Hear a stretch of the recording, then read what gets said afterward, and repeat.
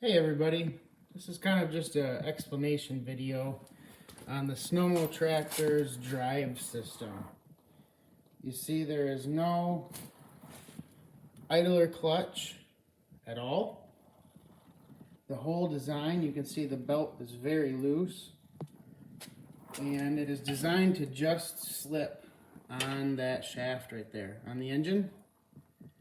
And as the engine speeds up, it clamps down, and you can see that this clutch is built for a snowmobile belt, which is probably, I don't know, close to 2 inches wide. So running a 5/8 inch belt, the pulley can close very, very tight. And you can see the marks that it's about, we'll say a 4-inch, about a 4-inch final drive size. And then back here, this pulley is 6 1/4 inches.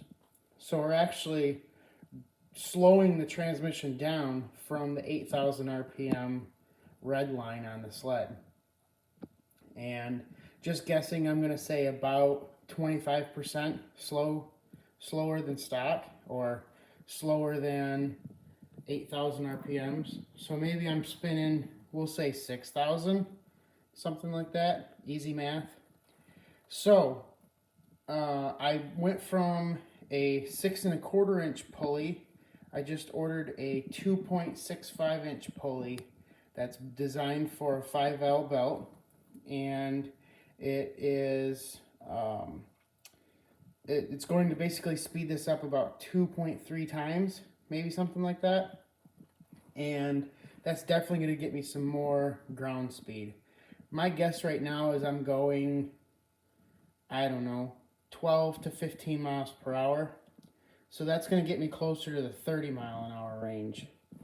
And then I was thinking, if that isn't good enough, and obviously I'm going to have an idler. There's no way that this belt is going to grab, going that fast, a 2.5 inch or 2.65 inch pulley. So I'm going to have an idler probably bolted to the frame right there.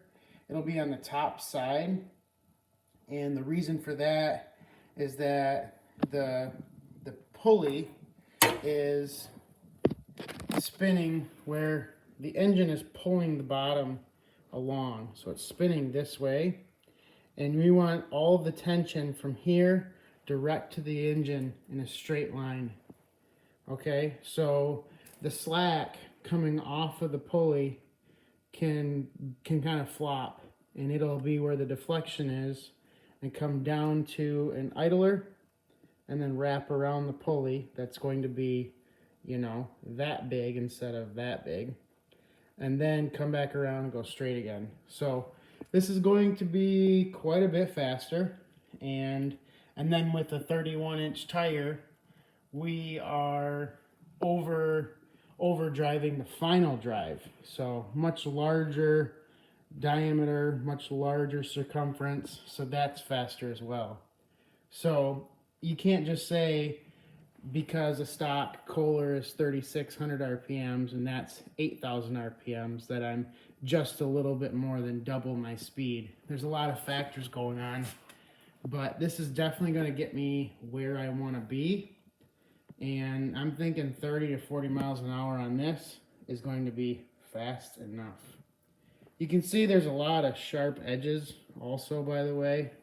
I definitely need to take some time and deburr things and get this a little bit more user-friendly and cleaned up. Thanks for taking the time to listen and see kind of what's going on in my mind.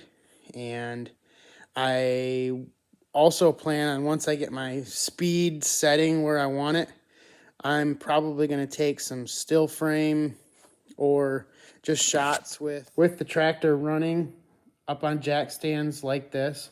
So that way I can kind of see where my belt is riding and get myself an idea where I want to make belt guides. If I tell the belt where it can and can't go, that'll just make it slip on the engine even better when I want it to slip on the engine at idle. And that way when I get on the throttle, it'll it'll grab, but when I'm at idle, I'll be able to shift. Since these transmissions have no synchros, they have to be 100% stopped before I shift. Otherwise, there's a very good chance of grinding gears. And every single time the gears grind, that's just a little bit less they will be able to bite next time. So take care. Thanks again for checking this out, and we will see you soon on the Snowmotractor.